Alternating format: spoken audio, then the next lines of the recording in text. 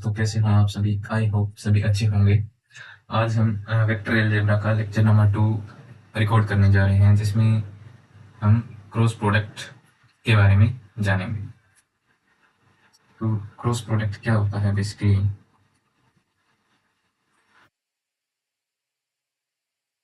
Suppose दो vector A vector और B vector है, तो हम क्रॉस प्रोडक्ट ऐसे डिफाइन करते हैं: ए का मैग्नीट्यूड, बी का magnitude, sine of angle between them. और जब दो वेक्टर का क्रॉस प्रोडक्ट करवाते हैं तो हमें एक वेक्टर क्वांटिटी मिलती है, तो उसकी कुछ न कुछ डायरेक्शन होगी, जिसको हम एन कैप से शो कर देते हैं। एन कैप की डायरेक्शन क्या होगी? वो जो ए वेक्टर और बी वेक्टर एक दोनों मिलके प्लेन फॉर्म करेंगे, उस प्लेन के परपेंडिकुलर डायरेक्शन होगी इनकी। अब प्लेन कैसे भी फॉर्म कर सकते हैं, ऊपर या नीचे। जैसे सपोज करो पास ये है, जिसमें ए वेक्टर और बी वेक्टर एक प्लेन फॉर्म कर रहे हैं और उसके एक परपेंडिकुलर डायरेक्शन है, तो परपेंडिकुलर ऊपर भी हो सकता है, नीचे भी हो सकता है। इसके लिए हमें ए क्रॉस बी की डायरेक्शन के बारे में जानना होता है कि ए क्रॉस बी की डायरेक्शन क्या होगी। देखो, नोट्स के लिए हमने स्लाइड बना रखी है, यहाँ पे केवल समझा जाएगा। अगर नोट्स आपको लिखने हैं तो यहाँ पे मिल जाएंगे बाद में, लास्ट में वीडियो लेक्चर पे। ओके, पहले जान लेते हैं इसके बारे में। तो ए क्रॉस बी की डायरेक्शन देखो। ए क्रॉस बी की डायरेक्शन के आपने स्क्रू नियम पढ़ा होगा, स्क्रू रूल। इसमें क्या होता है बेसिकली, आप अगर ए क्रॉस बी की डायरेक्शन निकाल रहे हैं तो स्क्रू को ए से बी की डायरेक्शन में घुमाना है। अगर आपने कभी स्क्रू से कोई खोला है नट नट वगैरह, तो आपने फील किया होगा कि एक डायरेक्शन में घुमाते हैं तो स्क्रू अंदर की तरफ जाता है, दूसरी डायरेक्शन में घुमाते हैं तो स्क्रू बाहर की तरफ आता है। जब स्क्रू बाहर की तरफ आता है तो स्क्रू खुल जाता है, और अंदर की तरफ जैसे हम अगर उसको ऐसे क्लॉकवाइज अगर घुमाएंगे तो स्क्रू अंदर की तरफ फिट हो जाता है, और ऐसे अगर एंटी क्लॉकवाइज उसको घुमाएंगे स्क्रू को तो वो बाहर निकल जाता है। उसी प्रकार हम इसमें डायरेक्शन डिफाइन करते हैं। अगर स्क्रू अंदर जा रहा है तो हम उसे प्लेन के परपेंडिकुलर अंदर की तरफ या नीचे की तरफ बोल देते हैं। ऐसे जैसे एक प्लेन है, इसके परपेंडिकुलर ऐसे बोलते हैं। अगर वो बाहर की तरफ आ रहे हैं तो प्लेन के बाहर परपेंडिकुलर ऐसे बोल देते हैं, प्लेन के अंदर ये वाली डायरेक्शन। तो उसके लिए हम क्या करेंगे, स्क्रू रखेंगे यहाँ पे। अगर हमें ए क्रॉस बी की डायरेक्शन पूछे तो ए से बी की तरफ स्क्रू को घुमाना है, मतलब ऐसे। तो तुम फील करो, अगर ऐसे तुम स्क्रू घुमाओगे तो एंटी क्लॉकवाइज हो गया। ऊपर की तरफ देखें तो, अगर यहाँ से देखें तो स्क्रू बाहर की तरफ आएगा, तो इसकी डायरेक्शन ये हो जाएगी। और दूसरा, अगर तुमसे बी क्रॉस ए की डायरेक्शन पूछे तो तुम क्या करोगे, इस यहाँ पे रख के ऐसे घुमाओगे इस डायरेक्शन, बी से ए की तरफ। बी से ए की तरफ घुमाएंगे तो ऐसे क्लॉकवाइज हो जाएगा, इस प्लेन में क्लॉकवाइज। तो स्क्रू अंदर की तरफ जाएगा तो उसकी डायरेक्शन परपेंडिकुलर प्लेन के अंदर हो जाएगी। दूसरा, हम राइट हैंड से भी कर सकते हैं। फिंगर्स को अगर तुमसे ए क्रॉस बी की डायरेक्शन पूछी जा रही है, जैसे कुछ एग्जांपल ले ले, ए क्रॉस बी की डायरेक्शन पूछी जा रही है और सिचुएशन ले ले डिफरेंट डिफरेंट। जैसे ये इधर ए वेक्टर है, ये बी वेक्टर है, और ये ए वेक्टर है, ये बी वेक्टर है। तो आप क्या करोगे, ए क्रॉस बी की डायरेक्शन पूछे तो ए की तरफ अंगुलियां रखोगे अपने राइट हैंड की, ऐसे इधर अंगुलियां रखी। तो अपने बी की तरफ करल करोगे तो आपका जो थंब की जो डायरेक्शन है वही बताएगा ए क्रॉस बी की डायरेक्शन। ऐसे ए वेक्टर की तरफ क्या रखनी है आपको, अंगुलियां, और बी वेक्टर की तरफ घुमाना है इनको ऐसे। तो जो थंब की डायरेक्शन होगी वो ए क्रॉस बी की डायरेक्शन होगी। तो इधर अगर आप ए की तरफ अंगुलियां रख के बी की तरफ घुमाओगे तो जो आपका थंब है राइट हैंड का, वो प्लेन के परपेंडिकुलर इनसाइड होगा, इनसाइड परपेंडिकुलर टू प्लेन। और इसमें ए की तरफ अंगुलियां रख के बी की तरफ घुमाओ तो क्या, ए की तरफ फिंगर्स को रख लिया और बी की तरफ करल किया, तो इधर भी कैसी डायरेक्शन होगी, परपेंडिकुलर टू प्लेन, इनसाइड, है ना। कुछ एग्जांपल और शो कर रहा हूँ। जैसे देखो, दो एक वेक्टर का दिखाने का तरीका होता है, एक डॉट से दिखाते हैं और एक क्रॉस से। इसका मीनिंग समझो पहले।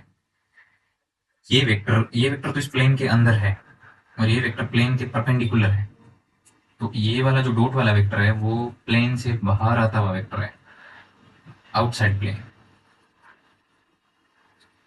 इस तरह परपेंडिकुलर है प्लेन के आउटसाइड, और ये वाला प्लेन के इनसाइड। क्रॉस से जो दिखाते हैं वो प्लेन के इनसाइड है, इनसाइड द प्लेन।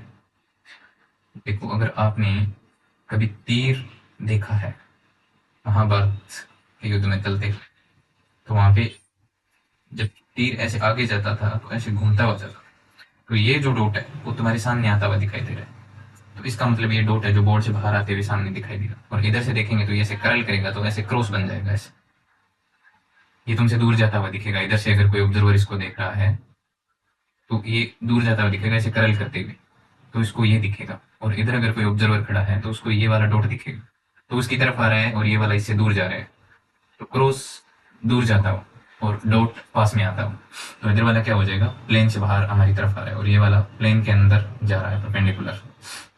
ओके, तो इसी बेस पे एक दो डायरेक्शन के क्वेश्चन और कर लेते हैं, जैसे इनमें ए क्रॉस बी की डायरेक्शन आपसे कोई पूछे, इधर बी क्रॉस ए की डायरेक्शन देख लो, इधर ए क्रॉस बी की डायरेक्शन देख लो।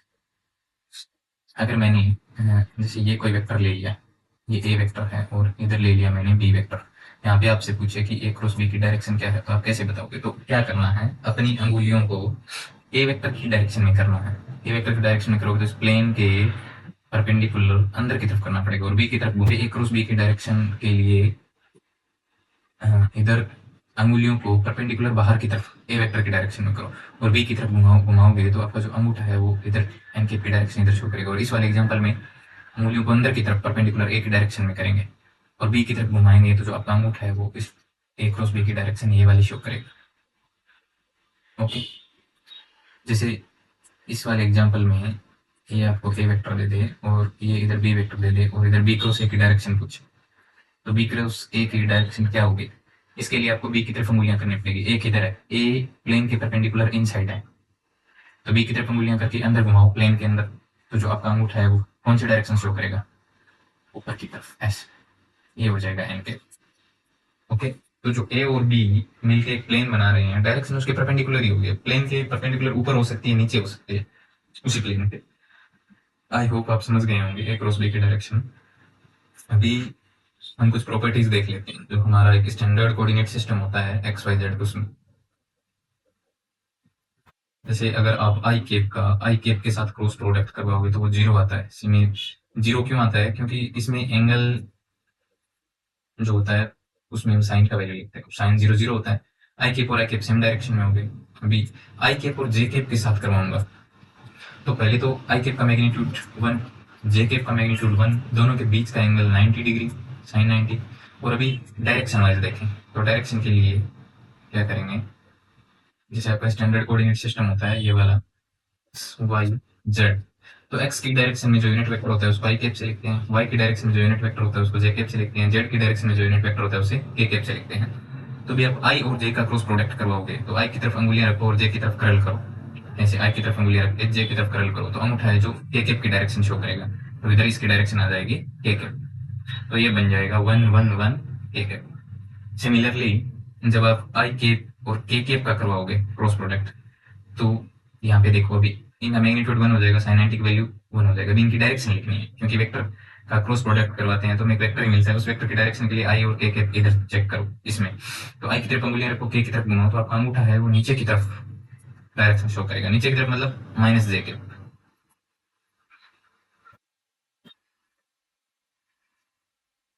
अभी आई और जे का हो गया क्रॉस प्रोडक्ट और अभी आई और के का भी हो गया। ये जो सभी टर्म्स हैं इनको एक साथ लिखने का एक तरीका है, इसमें देखते हैं। अभी लीवियस वेटा टेंसर के बारे में पढ़ा होगा आपने, नहीं पढ़ा है तो देख लीजिए क्या है लीवियस वेटा टेंसर। इन तीनों को जब हम लिखते हैं तो ऐसे लिखते हैं, I cross J is equal to summation I J K और के। इसको कैसे डिफाइन करते हैं? समेशन आई जे के को डिफाइन करने के लिए हम इसकी तीन वैल्यू होती है, एक 1, एक -1 और एक 0। 1 कब आता है? जब ये तीनों डिफरेंट हो, आई जे और के, आई जे के तीनों डिफरेंट हो, कोई सेम ना हो, उस साइक्लिक ऑर्डर में हम कैसा, जैसे if all I J K are different and in cyclic order. और ये कब होगा? -1, जब if all I J K are different and in anti cyclic order. Zero कब होगा? जब कोई भी दो सेम हो जाएंगे। If all I J K are not different, ऐसे भी बोल सकते हैं। कोई भी दो सेम हो जाएंगे, चाहे दो आई हो, चाहे दो जे हो, चाहे दो के हो। If all I J K are not different, not different means कोई भी दो सेम हो, तो ये जीरो वैल्यू दे देगा। इन सभी को, इनका यूज करके तुम सारे आई जे के की जितनी भी पॉसिबिलिटीज बनती है क्रॉस प्रोडक्ट के, वो तुम लिख सकते हो एक साथ। ओके, अभी हम क्रॉस प्रोडक्ट के फिजिकल मीनिंग के बारे में जान लेते हैं। एक्चुअली डॉट प्रोडक्ट का फिजिकल मीनिंग क्या बताता है? वर्क डन, जिसमें हमने एक वेक्टर को फोर्स वेक्टर लिया था, दूसरे को डिस्प्लेसमेंट वेक्टर लिया था। सिमिलरली क्रॉस प्रोडक्ट क्या दिखाता है वो देखते हैं। जैसे आपने पैरेललोग्राम के बारे में पढ़ा होगा, उसके एरिया के बारे में पढ़ा होगा, तो वही है दो वेक्टर का क्रॉस प्रोडक्ट। कैसे? जैसे आपने इधर कोई वेक्टर ए वेक्टर ले लिया, इधर बी वेक्टर ले लिया। जब आप इनका क्रॉस प्रोडक्ट करवाओगे तो इनसे जो बनने वाला पैरेललोग्राम है, उसी का एरिया, ये दोनों क्रॉस प्रोडक्ट है, ए और बी का क्रॉस प्रोडक्ट है एरिया ऑफ पैरेललोग्राम।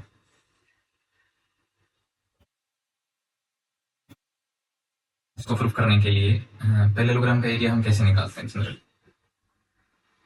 बेस लेते हैं और उसकी हाइट से मल्टीप्लाई करवा देते हैं। अगर इन दोनों का क्रॉस प्रोडक्ट वही सेम आता है, इट मीन्स ये क्या दिखाएगा? Area of parallelogram. तो चलो हम देखते हैं क्या ए क्रॉस बी आता है उसके लिए। तो हाइट इंटू बेस, ये करके देखते हैं। तो यहाँ से हाइट क्या निकल के आ जाएगा? हाइट ये वाला, अगर तुम ए वेक्टर को बेस मान रहे हो इसको, तो ये वाली हाइट हो जाएगी। इस हाइट की वैल्यू क्या हो जाएगी? अगर इसको एच कंसिडर करें तो बी का इधर प्रोजेक्शन लेंगे, वही ये वाली वैल्यू होगी। ये बी हो गया, तो एच हम निकाल सकते हैं, इस लेंथ को हम बी लिख सकते हैं। तो ये क्या हो जाएगा? लंब और कर्ण, परपेंडिकुलर और हाइपोटेनियस, इनके रेशियो को हम क्या लिखते हैं? Sine theta, H upon B. तो एच क्या मिल जाएगा हमारे पास? B sine theta.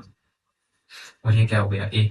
तो हाइट हो जाएगी बी साइन थीटा और बेस हो जाएगा हमारे पास ए। तो ये हो जाएगा ए बी साइन थीटा। तो ए बी साइन थीटा किस में आता है? और इस एरिया की अगर हम डायरेक्शन लिखने हैं साथ में, तो एन कैप हो जाएगा। तो इसको लिख देंगे हम ए क्रॉस बी। तो जो एरिया ऑफ पैरेललोग्राम है, ये क्या है? उसकी जो साइड है उनको अगर हम वेक्टर ले लें, ए वेक्टर और बी वेक्टर, तो उसके एरिया के बराबर हो जाएगा उनका क्रॉस प्रोडक्ट। ओके, अभी अगर आपको ट्रायंगल का एरिया निकालने के लिए बोल दे, ए वेक्टर और बी वेक्टर मिलके जो एक ट्रायंगल बनाएंगे उसका एरिया निकालें, तो आप पहले पैरेललोग्राम का एरिया निकालेंगे, फिर उसका हाफ कर देंगे, जिससे आपको ट्रायंगल का एरिया फाइंड आउट हो जाएगा। उसके लिए क्या करना है? जैसे अगर आपको कोई 3 पॉइंट दे दिए, ए बी और सी, और उनके पोजीशन वेक्टर, क्या बोल रहा हूँ मैं? पोजीशन वेक्टर, ओरिजिन के रेस्पेक्ट में, रेस्पेक्टिवली ए वेक्टर बी वेक्टर और सी वेक्टर दे दिए। तो आपको उस ट्रायंगल का एरिया फाइंड आउट करना है। उसके लिए आप क्या करोगे? आप कोई दो वेक्टर निकालो, जैसे ये वाले।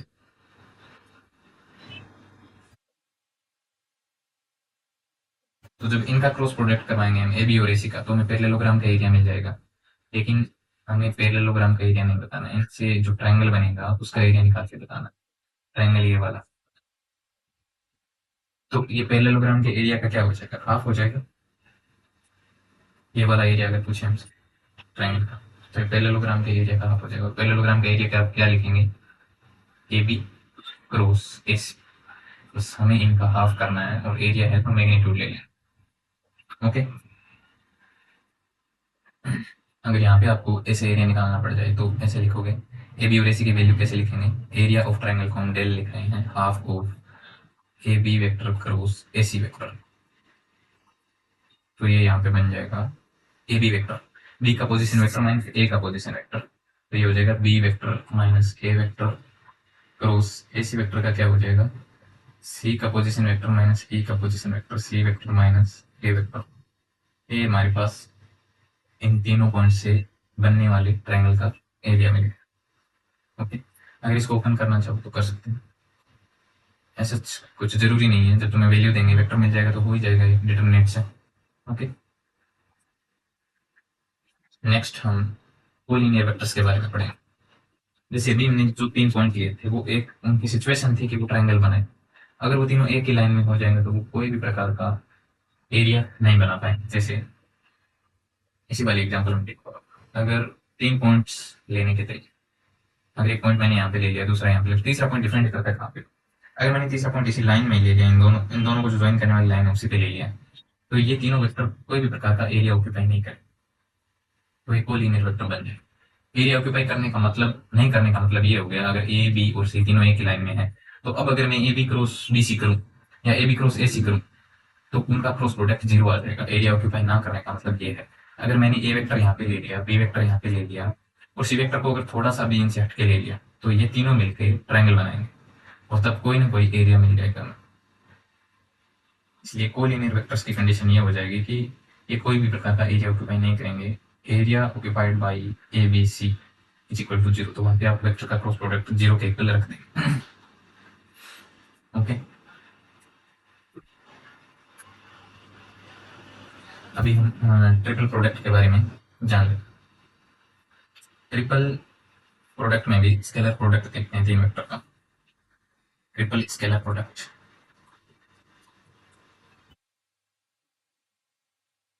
ट्रिपल स्केलर प्रोडक्ट में आप सपोज करो आपके पास तीन वेक्टर है, ए x I K plus A Y J K plus A Z K. B vector similarly B X I K plus B Y J K plus B Z K. C vector equal to C X I K plus C Y J K plus C Z के।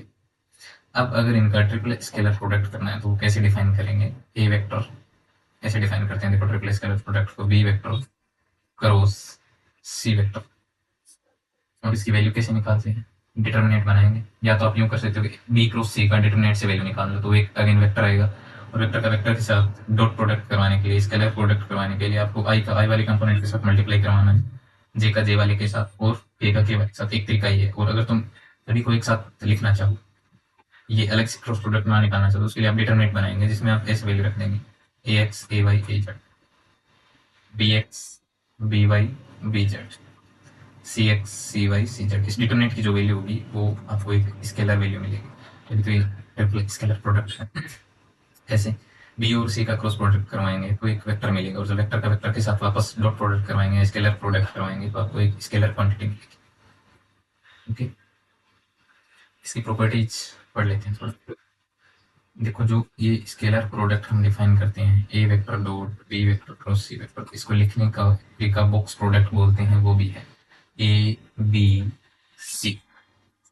और जब हम इनको cyclically change करें तो इनकी value भी same होती है। साइक्लिकली का मतलब है ये ए हो गया, ये बी हो गया, ये सी हो गया, तो साइक्लिकली ऐसे।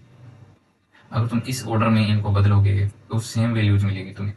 अगर तुमने A dot B dot C कर दिया, चलो तुम बी से शुरू कर दो, पहले ये लिखो A dot B cross C equal to, अब अगर तुम बी से शुरू करो तो इसको लिखोगे B vector dot C vector cross A vector.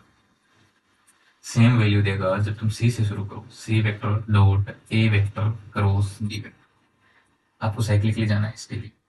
Okay, तो ये तीनों वैल्यू सेम देंगे। और इसको एक लिखने का तरीका इसी कॉम्बो प्रोडक्ट में भी लिख देते हैं, A B C equal to B C A equal to C A B. तो इन तीनों की वैल्यू सेम मिलेगी। ये ट्रिपल स्केलर प्रोडक्ट का फिजिकल मीनिंग क्या है, ये फिजिकली क्या शो करता है? Physical meaning of triple scalar product. एक स्टैंडर्ड कोऑर्डिनेट सिस्टम पर जिसमें एक आपको क्यूबॉइड दिया गया, तो तुम पैरेललोपाइड भी बोल सकते हो जनरली।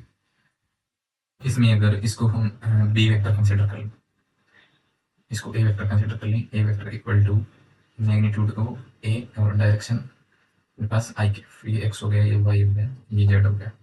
तो इधर अगर वेक्टर ले लें हम बी जे के, तो इधर सी वेक्टर इक्वल टू सी के। और इनका अगर हम ट्रिपल स्केलर प्रोडक्ट करवाना चाहें, A vector dot B vector cross C vector, तो क्या मिलेगा? ए आई के डॉट बी जे के क्रॉस सी के। कॉन्स्टेंट वेक्टर कह लो ए बी सी, ये हमारे पास बचा I cap dot J cap cross A cap. J cap और के कैप का क्रॉस करोगे तो क्या मिलता है? आई मिलेगा A B C I cap dot I cap. तो ये जो वैल्यू मिलेगी आपको एबीसी एक्चुअली है क्या? Length into width into height, वो इस क्यूब का वॉल्यूम।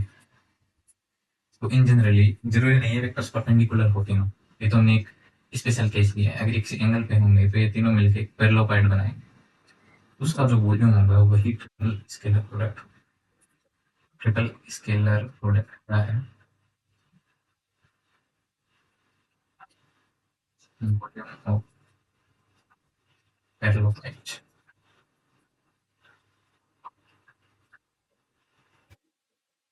यही इसका फिजिकल मीनिंग है।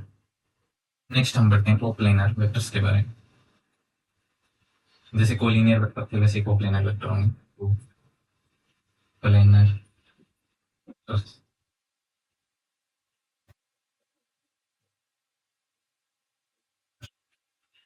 कोप्लेनर वेक्टर्स क्या होंगे? कोलिनियर वेक्टर क्या थे? बेसिकली अगर तीन पॉइंट इस सिचुएशन में हो कि वो कोई भी प्रकार का एरिया ना बनाए, that is collinear vector. Similarly coplanar vector क्या होंगे? अगर वो कोई भी प्रकार का वॉल्यूम नहीं बनाएंगे, मीन्स वो तो एक लाइन में थे, और ये वाले वेक्टर कोप्लेनर वेक्टर अगर एक ही प्लेन में है तो वो क्या बनाएंगे? कोई भी प्रकार का वॉल्यूम नहीं बनेगा उनसे, तो वो हो जाएगा coplanar vector. If three vectors or 4 points lies in a plane, then they are coplanar vector. If three vectors, और क्या हो सकता है दूसरी situation? 4 points are in same plane, then they will not occupy any type of volume.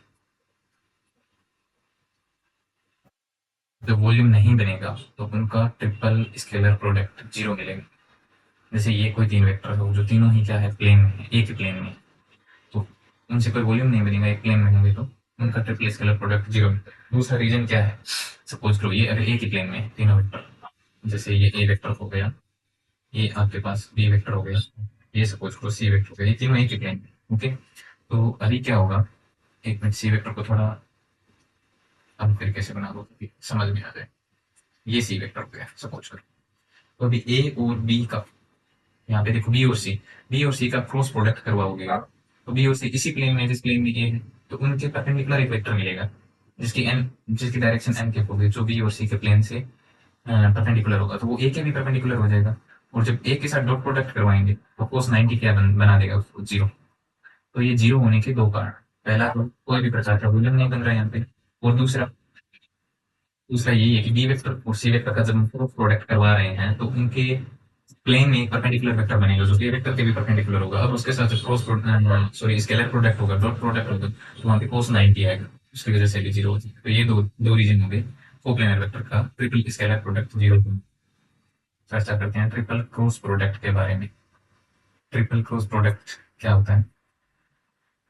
इसको ऐसे define करते हैं, सपोज करो हमारे पास तीन वेक्टर है, ए वेक्टर, बी वेक्टर और सी वेक्टर, तो क्रॉस प्रोडक्ट को ऐसे डिफाइन करें। और इसको कैसे लिखेंगे? इसको लिखने का तरीका देखो, जो ए के नियरेस्ट कौन है? बी, और ए के फारदेस्ट कौन है? सी। तो पहले आपको जो फारदेस्ट है उसके साथ डॉट प्रोडक्ट करवाना है ए का, तो ए डॉट सी, और रिमेनिंग वेक्टर कौन सा है? बी वेक्टर, उसको सीधा लिखो मल्टीप्लाई में, सिंपल मल्टीप्लीकेशन, क्योंकि एक स्केलर क्वांटिटी हो जाएगी माइनस, अभी नियरेस्ट के साथ डॉट प्रोडक्ट कर दो ए का, ए डॉट बी, और सी को सिंपल मल्टीप्लीकेशन में, ये होगी इसकी वैल्यू। तो ट्रिपल क्रॉस प्रोडक्ट की वैल्यू के लिए हम ऐसे डिफाइन करते हैं ट्रिपल क्रॉस प्रोडक्ट। क्या करना है? पहले नियरेस्ट के साथ फारदेस्ट के साथ डॉट प्रोडक्ट करवाना है, जो रिमेनिंग वेक्टर है उसको सीधा रख देना है, बाद में माइनस नियरेस्ट के साथ डॉट प्रोडक्ट करवाना है, और बाद में रिमेनिंग वेक्टर सीधा। इसको अगर ऐसे लिखा गया होता A vector cross B vector bracket ये सी वेक्टर, तो अब कैसे लिखते हैं इसकी वैल्यू? तो पहले क्या करवाना है? फारदेस्ट के साथ डॉट प्रोडक्ट करो, तो फारदेस्ट हो गया सी के लिए, जो बाहर सिंगल वेक्टर है उसके लिए फारदेस्ट ए हो गया, तो ए का सी के साथ डॉट प्रोडक्ट करवा दिया, बी को सिंपली रख दिया माइनस अभी नियरेस्ट सी के लिए कौन सा है, बी है, तो बी के साथ सी का डॉट प्रोडक्ट करवाओ और रिमेनिंग वेक्टर सिंपली रख। ओके, तो ऐसे triple cross product define. Similarly आप फोर वेक्टर प्रोडक्ट भी डिफाइन कर सकते हैं। उसकी वैल्यू लिखने के लिए हम क्या करेंगे, जैसे फोर वेक्टर प्रोडक्ट, दो वेक्टर जिनका हमने क्रॉस प्रोडक्ट ले लिया, अब उनका डॉट करवाएंगे दो, अगेन दो वेक्टर जिनका हमने क्रॉस प्रोडक्ट और ले रखा है उनके साथ, तो इसकी वैल्यू हो जाएगी A dot C B dot D minus A dot D B dot C. इसको आप डिटरमिनेंट फॉर्म में भी लिख सकते हो ऐसे, ए डॉट सी, ये हो जाएगा हमारे पास A dot D B dot C और ये बी डॉट डी। सिंपली वैसे आप अगर इसका अलग से क्रॉस प्रोडक्ट निकालो, इसका अलग से निकालो, दो वेक्टर मिलेंगे, उनका आप प्रोडक्ट करवा के अगर चेक करेंगे, अगर आप इसको प्रूफ करना चाहते हो तो ए वेक्टर को ले लो, ए vector A x I K plus A Y J K plus A Z K, B vector को ले लो B X I K plus B Y J K plus B Z के। सिमिलरली सी vector और D vector को ले लो, पहले इनका और इनका क्रॉस प्रोडक्ट करवा लो, फिर इन दोनों का आपस में डॉट प्रोडक्ट करवा दो, तो जो आपको वैल्यू मिलेगी वो इसी फॉर्म में मिलेगी। Is that clear? नेक्स्ट आगे चलते हैं, एक अलग कंसेप्ट जिसमें हम देखते हैं, अगर आपके पास तीन वेक्टर है, तीन vectors like A vector B vector और सी वेक्टर, अगर आप इनका डिटरमिनेंट चेक कर, यदि आप इनका डिटरमिनेंट चेक करो ऐसे, A X A Y A Z, B X B Y B Z, C X C Y C Z, और वो अगर तुम्हें जीरो मिल जाए तो इनको हम लीनियरली डिपेंडेंट वेक्टर बोलेंगे। क्या मिलेंगे, क्या बोलेंगे, लीनियरली डिपेंडेंट वेक्टर। अदरवाइज क्या हो जाएगा, linearly independent, otherwise they are linearly independent.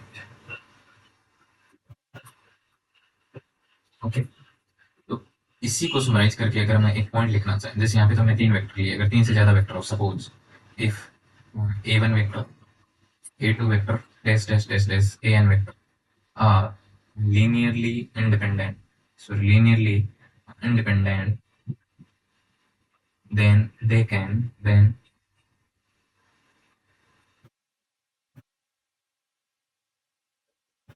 be written as linear combination। कैसे, ए वेक्टर इक्वल टू, ये जितने भी वेक्टर लिए अगर वो लीनियरली इंडिपेंडेंट है तो उनसे भी काम एक लीनियर कॉम्बिनेशन बना के एक नया वेक्टर बना सकते हैं। A one vector C one A one vector plus C two A two vector plus dash dash dash dash C and A N vector, जैसे सी आई ए आई वेक्टर। अगर ये सारे के सारे वेक्टर लीनियरली इंडिपेंडेंट है तो आप एक नया वेक्टर बना सकते हो और वो इनका लीनियर कॉम्बिनेशन होगा। चलो, और अगर ये लीनियरली डिपेंडेंट हुए तो क्या स्टेटमेंट होगा, अगर लीनियरली डिपेंडेंट हुए तो इनमें से कोई एक वेक्टर रिमेनिंग वेक्टर्स के फॉर्म में लिखा जा सकता है। अगर ये लीनियरली डिपेंडेंट हुए, if they are linearly dependent, then one vector can be written in the form of other vectors, in the form of other vectors। जैसे तीन vector A vector B vector और सी वेक्टर ले, और ये linearly dependent हुए तो इनको कुछ ऐसा कॉम्बिनेशन लिख सकते हैं, जैसे two B vector minus C vector. याद रहेगा ये स्टेटमेंट। अगर वेक्टर्स हैं तीन चार पांच जितने भी, अगर वो लीनियरली इंडिपेंडेंट है तो उनको मिलाकर हम एक अलग वेक्टर बना सकते हैं, उन सबका लीनियर कॉम्बिनेशन। अगर वो लीनियरली डिपेंडेंट है तो एक वेक्टर को अदर वेक्टर्स के फॉर्म में लिख सकते हैं। अभी कुछ क्वेश्चन कर लेते हैं इन्हीं कंसेप्ट पे बेस्ड, जैसे फाइंड एरिया ऑफ ट्रायंगल, ये वाला क्वेश्चन। तो उस ट्रायंगल का एरिया निकालने के लिए आपको क्या करना पड़ेगा, कोऑर्डिनेट सिस्टम दे रखा है और इसमें आपको इंटरसेप्ट भी दे रखा है, इंटरसेप्ट की वैल्यू दे रखी है, एक्स एक्सिस पे 1 दे रखा है, ये 1 इधर, और वाई एक्सिस पे 2 और जेड एक्सिस पे 3। तो हमने क्या पढ़ा था कि ये इनके पोजीशन वेक्टर ले लो और फिर आप इस एक पॉइंट से दो वेक्टर डिफाइन कर दो। जैसे अगर हम ए बी वेक्टर और ए सी वेक्टर डिफाइन कर दें, उनकी वैल्यू निकाल लें, तो हम उनके क्रॉस प्रोडक्ट से इस ट्रायंगल की, उनके क्रॉस प्रोडक्ट के हाफ से इस ट्रायंगल का एरिया निकाल सकते हैं। आप अगर ए बी वेक्टर डिफाइन करना चाहोगे तो क्या हो जाएगा, position vector of B minus position vector of A. तो पोजीशन वेक्टर ऑफ बी कैसे लिखेंगे, 0 आई के प्लस 2 जे के प्लस 0 के minus position vector of A. तो ए के लिए क्या लिख देंगे, पोजीशन वेक्टर ओनली आई के। सिमिलरली अगर आप ए सी वेक्टर लिखना चाहो तो position vector of C minus position vector of A. तो पोजीशन वेक्टर ऑफ सी के लिए लिखेंगे 0 आई के 0 जे के प्लस 3 के। तो ये हो जाएगा 3 के माइनस आई के। अब ट्राइंगल के एरिया के लिए half of A B cross A C कर देंगे, इसका मैग्नीट्यूड ले लेंगे। तुम बताओ, अगर ए बी क्रॉस ए सी कर देते होंगे तो हमें इन दोनों वेक्टर से बनने वाले पैरेललोग्राम का एरिया मिल जाता है, इसलिए हमने यहाँ पे हाफ कर दिया ट्रायंगल के एरिया के लिए। तो हाफ ऑफ, यहाँ पे डायरेक्ट डिटरमिनेंट से वैल्यू निकाल लेते हैं पहले। तो ये हो जाएगा आई जे के। तो हमारे पास पहले ए बी वेक्टर का लिखेंगे तो क्या हो जाएगा, -1 2 0 और इसका -1 0 3। तो इस डिटरमिनेंट की वैल्यू क्या हो जाएगी, हाफ ऑफ, कैलकुलेट आउट करोगे 6 आई के प्लस 3 जे के प्लस 2 के मिलेगा। एरिया का मैग्नीट्यूड निकालना हो तो आप ऐसे निकाल सकते हैं, 6 square plus 3 square plus 2 square, ये मिल जाएगा आपको कैलकुलेट आउट करने पर, √36 प्लस 9 प्लस 4, तो ये बनेगा 7/2 area of triangle. Okay, next question है हमारे पास, let A vector B vector and C vector have 3 unit vectors, जिसमें दे रखा आपको B vector and C vector are not parallel. If a vector cross b vector cross c vector is equal to √3/2 c vector, then find angle of a vector with b vector and c vector। आपको क्या find करना है, a vector और b vector के साथ बीच में क्या angle है और a का c के साथ क्या एंगल है। तो पहले आप जो दे रखा है उसी को ओपन करो। जैसे हमारे पास गिवन है a vector cross b vector cross c vector equal to √3/2 c। अभी तक आपने पढ़ा है, उसमें पता लगा होगा कि डॉट प्रोडक्ट जो होता है, स्केलर प्रोडक्ट, वहीं से हम एंगल की मोस्टली वैल्यू फाइंड आउट करते हैं। तो आप इसको ओपन करो ट्रिपल क्रॉस प्रोडक्ट की प्रॉपर्टी से। तो ए के लिए फारदेस्ट कौन सा है, सी, तो ए डॉट सी। बी को सिंपली रख दो ऐसे, माइनस ए का नियरेस्ट के साथ डॉट प्रोडक्ट करवा दो और बाकी वेक्टर को ऐसे, तो ये बन जाएगा √3/2 सी वेक्टर। अब यहाँ पे आप चाहो तो 0 बी वेक्टर लिख सकते हो ताकि हम कोफिशिएंट का कंपेरिजन कर सकें। इधर बी वेक्टर का कोफिशिएंट ये है, इधर बी वेक्टर का 0 है। सिमिलरली इधर सी वेक्टर का कोफिशिएंट ए डॉट बी है और इधर सी वेक्टर का √3/2 है। जब आप इनकी कंपैरिजन करोगे तो आपको यहाँ डॉट प्रोडक्ट आ रहा है तो वैल्यू मिल जाएगी, क्योंकि ए का सी के साथ डॉट प्रोडक्ट है तो आपको ए और सी के बीच एंगल मिलेगा। इधर ए का बी के साथ है तो ए और बी का एंगल मिल जाएगा। तो इसको कंपेयर करने, बी वेक्टर का कोफिशिएंट क्या है, ए डॉट सी, इधर 0 आएगा, और इधर सी वेक्टर का कोफिशिएंट ए डॉट बी, इधर √3/2। सपोज तो ए और सी के बीच का एंगल फाई है तो हम इसको ले सकते हैं ए सी कोस फाई इक्वल टू 0। तो यहाँ से आपको कोस फाई क्या मिल जाएगा, कोस फाई इक्वल टू 0। तो फाई क्या बन जाएगा, 90 डिग्री। अब ए और बी का, तो यहाँ पे सपोज करो आपके पास एंगल थीटा बन रहा है तो इसको लिखेंगे हम A B cos theta equal to, इधर माइनस का साइन आएगा ना, कंपेयर करेंगे तो -√3/2। तो ये बन जाएगा कोस थीटा इक्वल टू -√3/2। क्यों, क्योंकि ए बी और सी उसने क्या बोला, यूनिट वेक्टर है। जब इनका डॉट प्रोडक्ट करवाएंगे तो इधर यूनिट वेक्टर का मैग्नीट्यूड कितना हो जाएगा, 1। तो कोस हमारे पास कोस थीटा इक्वल टू -√3/2, इसका वैल्यू हम ऐसे लिख सकते हैं, cos of pi minus theta equal to -√3/2। तो यहाँ से मिल जाएगा cos of pi minus theta equal to √3/2 और pi minus theta equal to 30 degree. तो थीटा मिल जाएगा हमारे पास 180 minus 30 equal to 150 degree. Is that clear. Next question हमारे पास,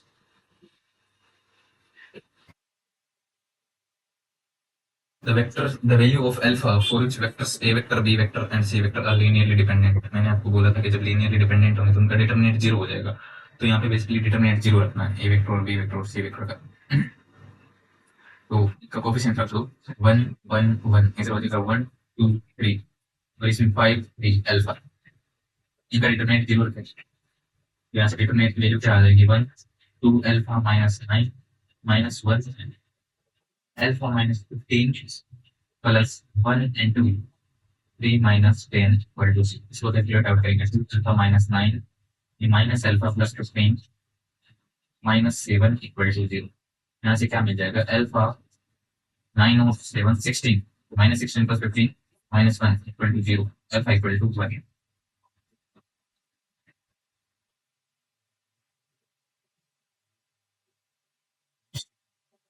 फिर आपको इसकी वैल्यू कैलकुलेट आउट करना है। तो पहले आप ये वाला सोल्व करें, के लिए आपको क्या करना पड़ेगा, क्योंकि हमने तो ट्रिपल क्रॉस प्रोडक्ट पढ़ा है, ए क्रॉस बी क्रॉस सी। तो यहाँ एक वेक्टर को एक वेक्टर सपोज कर लो, जैसे आपने सपोज किया उसको पी वेक्टर मान लिया, तो मैं से P vector cross C vector cross A vector, इसको सोल्व कर लेते हैं पहले। तो पी वेक्टर के लिए फार्देस्ट कौन सा हो जाएगा, फार्देस्ट हो जाएगा हमारे लिए ए वेक्टर, तो P vector dot A vector minus इधर simply C vector minus P vector dot C vector, और इधर सिंपली रख देंगे ए वेक्टर। नेक्स्ट जब हम यहाँ पे पी वेक्टर की वैल्यू रखते हैं, तो पी वेक्टर की वैल्यू क्या हो जाएगी B cross C dot A, B इधर simply C vector minus P की value B cross C dot C A vector. तो इसको हम बॉक्स प्रोडक्ट की हेल्प से क्या लिख सकते हैं, भी हम सिंपली इतना ही फॉलो कर रहे हैं, ये वाला पार्ट हमने साथ में कंसिडर नहीं किया है ए क्रॉस बी। तो इसको हम बॉक्स प्रोडक्ट की हेल्प से ये लिख सकते हैं बी सी ए, और ये हमारे पास सी माइनस इसको हम लिख सकते हैं बी सी सी। और जब बॉक्स प्रोडक्ट में दो वैल्यू सेम हो जाए तो उसकी वैल्यू क्या हो जाती है 0, तो ये तो इधर 0 ही होगा सिंपली, तो इसकी वैल्यू मिलेगी हमें बी सी ए और सी। अब ये वाली वैल्यू साथ में पुट कर दो, कंप्लीट वैल्यू ये थी मेरे पास A cross B dot B C A का बॉक्स प्रोडक्ट, और ये इधर बॉक्स प्रोडक्ट एक स्केलर वैल्यू मिलती है उसको आप बाहर रख सकते हैं। तो ए बी और सी इन तीनों का एक बॉक्स प्रोडक्ट और हो जाएगा बेसिकली। तो बी सी ए ये एक स्केलर वैल्यू टाइप हो गया, और अब इन तीनों को एक साथ कलेक्ट कर दो, तो ये बन जाएगा ए बी सी। अब तुम देखो ए बी सी और बी सी ए इन दोनों सेम है क्या, क्योंकि साइक्लिक ऑर्डर में तो सेम ही है, तो हम इन दोनों को ऐसे लिख सकते हैं ए बी सी इसके बॉक्स प्रोडक्ट का स्क्वायर। दैट क्लियर, हाँ that is your final answer.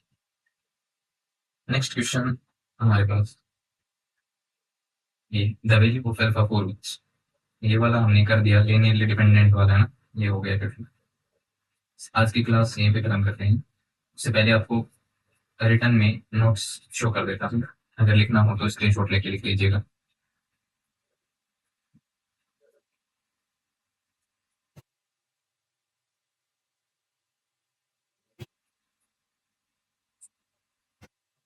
Question भी सोल्व होंगे, ओके।